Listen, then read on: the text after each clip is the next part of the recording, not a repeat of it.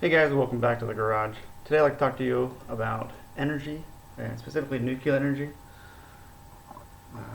Electricity is the most important resource pretty much in the world today, and there are a bunch of alternatives going around that we could look at and that we use to produce electricity. Today I want to talk about nuclear energy, a specific type of nuclear energy called LIFTR. It's a liquid fluoride thorium reactor. It's a little different than what we use today, the light water and high water pressure systems. If I told you that there was a greener, safer, and less expensive nuclear technology that we've known about for over 60 years, you'd probably be surprised. But back in the 50s, we were developing nuclear energy based on World War II bombs, and thorium was our alternative to plutonium. Now, thorium is not reactive like plutonium. You can't make weapons out of it. So we put it to the wayside for a while and kept working on plutonium. And then we made our bombs and whatnot. We developed our current light water systems and whatnot to work on enriched uranium as a fuel source. So the problem with this is that uranium is pretty reactive and it's not very prevalent in the environment. And so we spend a lot of money enriching uranium to be used in nuclear reactors. The real big issue is that they're only 2% efficient. So there's a 98% waste product, which we call nuclear waste. The thorium is way different. It is, on average, about 99% efficient in its fuel usage. So you have a less than 1% leftover, that would be nuclear waste, and even less than that because a lot of the leftovers we use in other aspects of medicine or various industries around the world. So it's a lot more efficient. It's safer because it doesn't work under huge atmospheric pressure. I don't know if you've ever seen the big columns that nuclear power plants have, but it's mostly a containment chamber in case something explodes. And then it's really the steam explosion that they're worried about because water's under such high pressure to kind of keep the temperature down because they're well over 400 degrees and water boils at 212. So the LIFTR system uses a non-pressurized system, works at atmosphere. It's pretty complicated, but simple at the same time. So right here on the left, I guess I would say, that's the amount of thorium that a human would need to power their entire lifetimes. A little smaller than a golf ball and costs about $100 in today's market. And the reason it's so cheap is that thorium is 4 times more prevalent in the environment than unenriched uranium.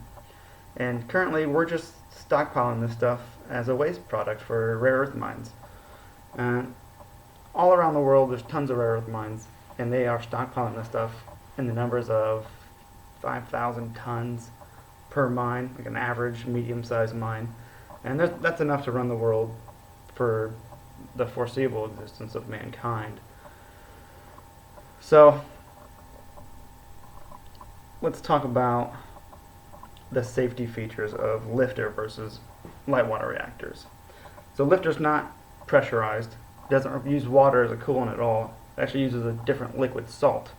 And so the liquid fuel and liquid salt allows us to cool, refuel, and extract chemicals from the fuel to keep it pure all at the same time while it's running. There's no downtime. And it's a lot easier to deal with because we're not dealing with evaporation, boiling points, like water is such a low temperature. And because it doesn't explode and the system's a lot simpler, we can make them much smaller. I'm sure you guys have ever seen an electrical power plant or nuclear power plant. They are pretty big. These LIFTR systems are actually smaller than our coal power plants. And coal is where we're at right now for most of our electricity generation in Ohio.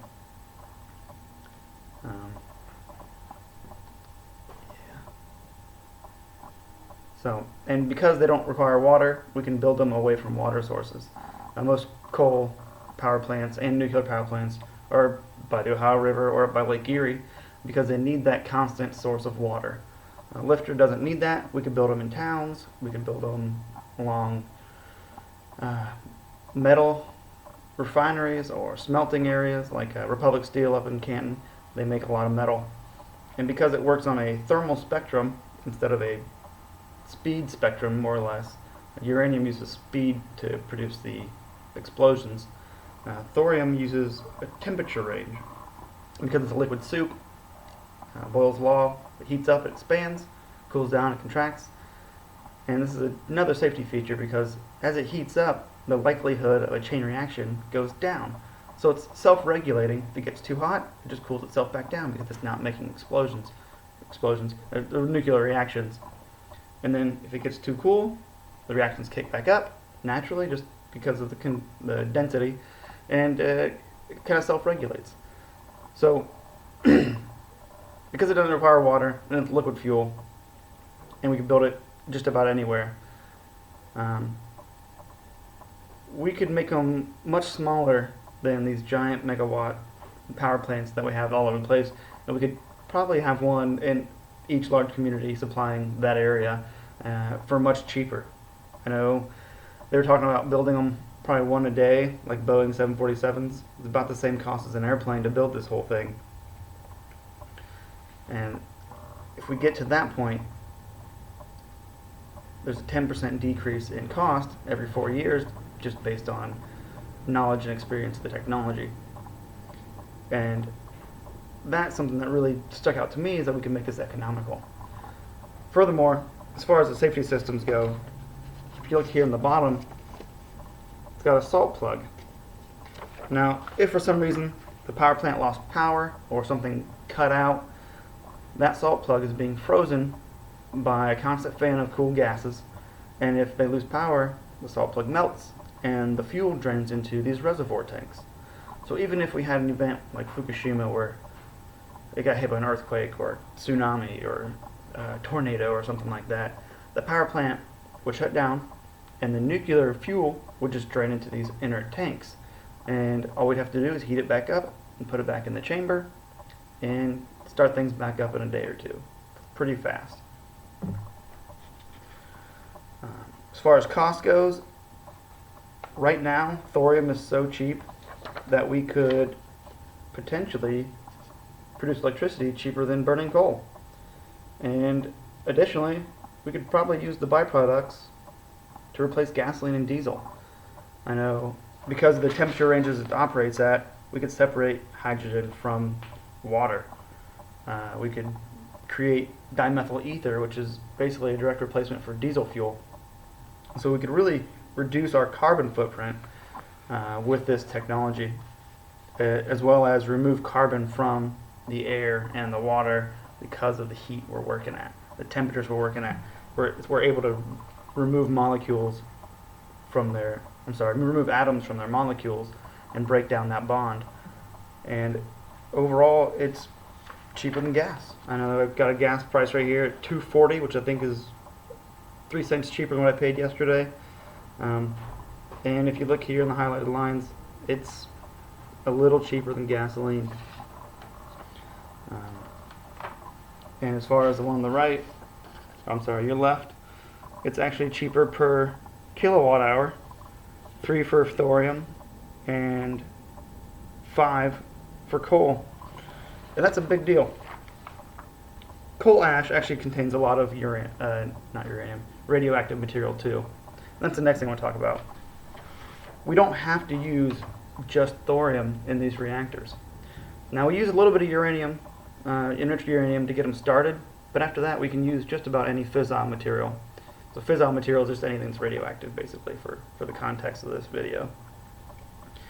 And so in theory, we could use other nuclear waste products to power these reactors and more or less get rid of them.